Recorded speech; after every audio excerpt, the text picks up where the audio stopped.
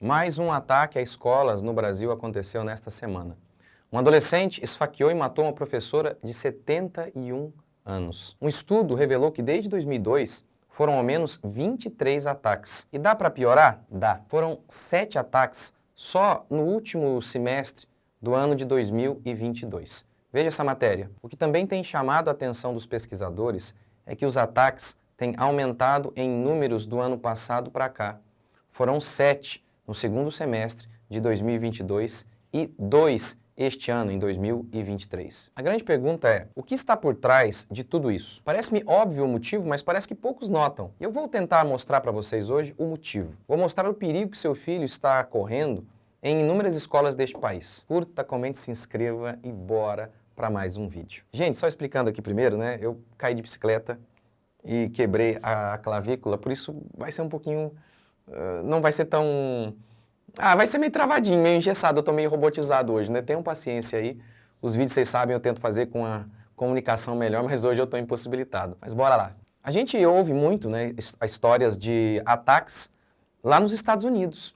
E geralmente quando isso acontece, os democratas, que são a esquerda americana, eles dão a resposta simplista. Isso acontece porque armas são liberadas nos Estados Unidos. Mas veja, ataques a escolas estão acontecendo em outros lugares, como por exemplo aqui em nosso país, onde há um controle rígido de armas. Nós não podemos ter armas para nos defender. Além disso, o último ataque ocorrido nesta semana foi por meio de uma faca.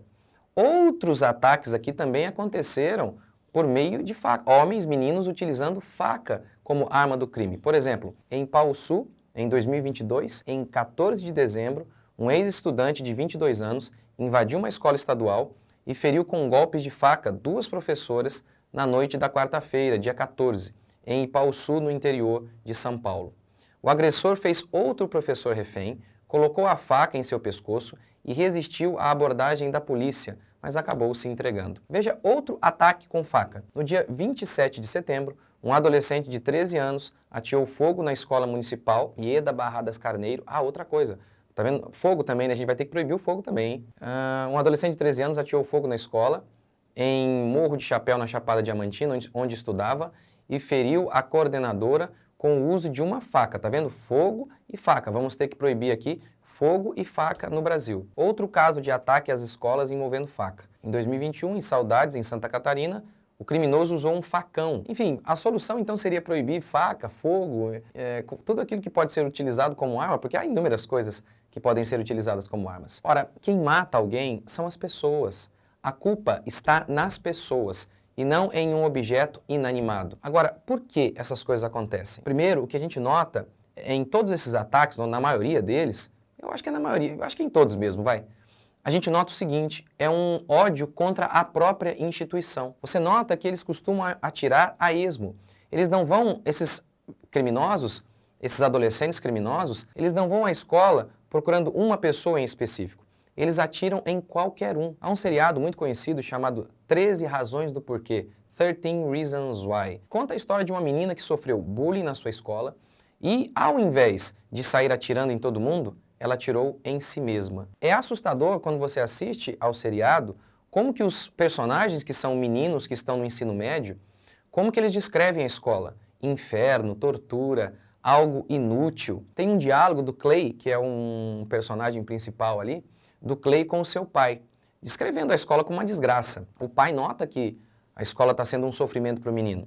Aí o pai fala o que para o menino? Olha, mas calma. Para mim também foi um inferno, não sei o que lá, mas eu enfrentei isso e tal.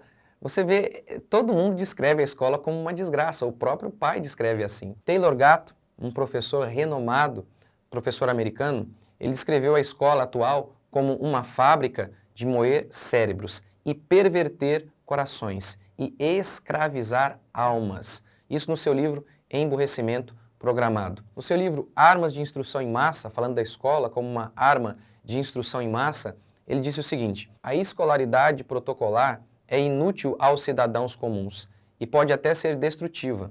Ela é útil apenas a políticos e administradores. Ela não deve ser reformulada, deve acabar. Então, o primeiro problema, então, você vê é a própria escola.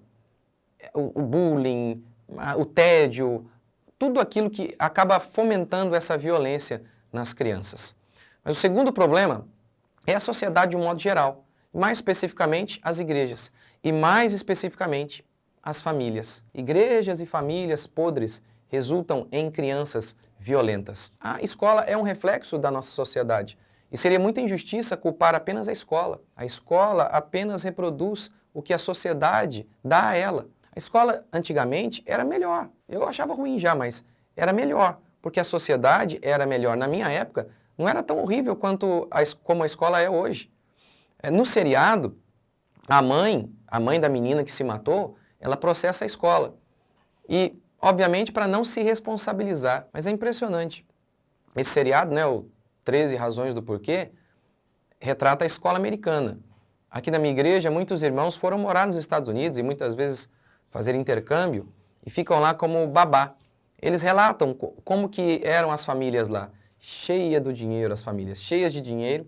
Entretanto, as crianças tinham tudo, menos os próprios pais. A escola atual se transformou em um depósito de crianças para pais que não ligam muito para os seus filhos. A escritora Suzanne Venker, autora de O Outro Lado do Feminismo, disse o seguinte: pela primeira vez na história americana, os pais não precisam cuidar dos filhos que trazem ao mundo. O pediatra José Martins, na sua palestra Os 1000 Dias da Criança, os primeiros 1000 dias da criança, ele mostra estudos que indicam coisas assustadoras, mostrando que mães longe de seus filhos geram todo tipo de problema, de atraso, inclusive cognitivo. No livro Criança Terceirizada, ele fala o seguinte: olha, as crianças de antigamente sofriam, mas pelo menos elas tinham as suas mães ao seu lado. Ou seja, antes de discutirmos sobre escola, precisamos discutir sobre família. O que é a família? Como uma família deve se organizar? O pediatra José Martins disse o seguinte em seu livro Criança Terceirizada: viver em família é a melhor solução para a prevenção de distúrbios de desenvolvimento físico, emocional e cognitivo. Ou seja, o que está acontecendo hoje nas escolas, na realidade, começa em casa.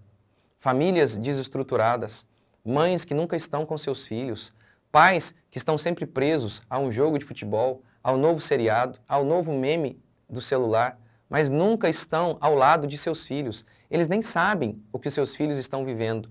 Esse distanciamento é a causa de todo o problema. Eu falo muito sobre isso no meu curso Criação de Filhos. Como que os pais de hoje, eles não conseguem dar conta de uma criança, enquanto que os pais de antigamente cuidavam de 10, sem recursos, sem todas as técnicas mirabolantes que os especialistas hoje dão. Hoje você tem método para tudo, método para como dormir, método para como tirar da fralda, as coisas mais mirabolantes.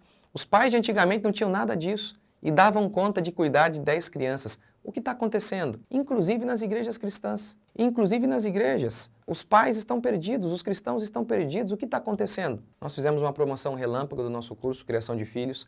Hoje, para você que está assistindo este vídeo, R$ 199.